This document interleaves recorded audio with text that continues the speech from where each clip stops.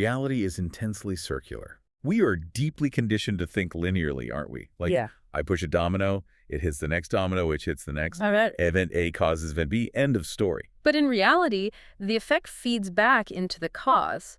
You have positive feedback loops, which amplify the direction of a system, and negative feedback loops, which stabilize or dampen a system. Let's look at a positive feedback loop, because these are ones that spiral out of control. Think about the recommendation algorithm on, any social media platform you use. This is a terrifyingly effective feedback loop. It really is. Let's say you linger for 3 extra seconds on a video about an extreme political conspiracy. Just 3 seconds. Right. The algorithm, which is constantly measuring your behavior, registers that pause. It feeds you 2 more videos with slightly more intense versions of that content. You watch those, perhaps getting a little outraged or engaged. And the algorithm measures your increased engagement. In response, it alters its own behavior, flooding your entire feed with that exact type of polarizing content. Your initial behavior caused the algorithm to change, but then the algorithm's change causes your behavior to change even further. You become more radicalized, which signals the algorithm to push even more extreme content. The effect has become the cause. Exactly. You see this in economics with hyperinflation, right? Yeah. Look at historical examples like Weimar Germany or Zimbabwe. The mechanics of hyperinflation are pure positive feedback loops.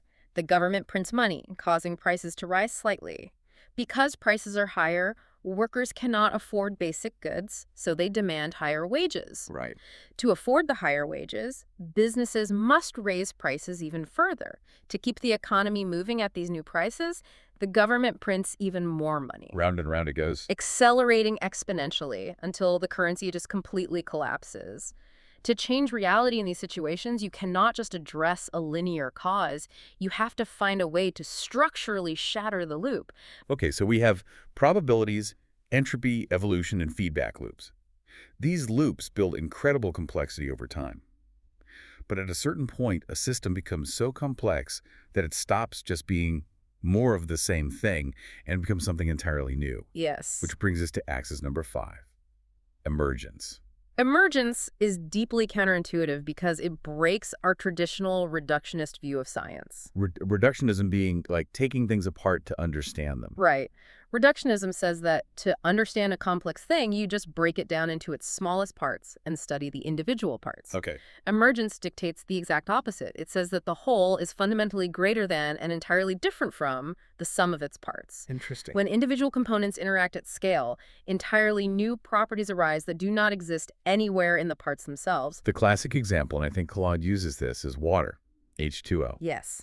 If I hand you a single molecule of water in a microscope and you study that isolated molecule for 1,000 years, you will never, ever discover the property of wetness. No, because a single water molecule is not wet. Right. Wetness does not exist at the atomic level. But if you combine billions of those exact same molecules, the interaction between them generates surface tension, fluid dynamics, and viscosity.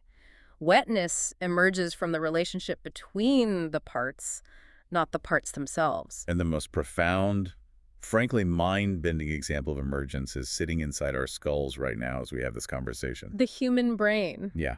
If a neuroscientist isolates a single neuron in a petri dish, what are they actually looking at? It is merely a biological switch. It manages chemical gradients and fires tiny electrical action potentials. Very basic. Very basic.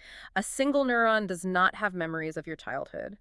A single neuron does not comprehend the concept of entropy. It doesn't feel grief or joy. But you wire 86 billion of those biological switches together, allow them to send feedback loops among themselves, and suddenly, human consciousness emerges. It's incredible. It is. The ability to compose a symphony, or feel existential dread, or, listen to a deep dive about philosophy, arises entirely from wet tissue. And this has massive implications for how we solve problems in the real world. How so?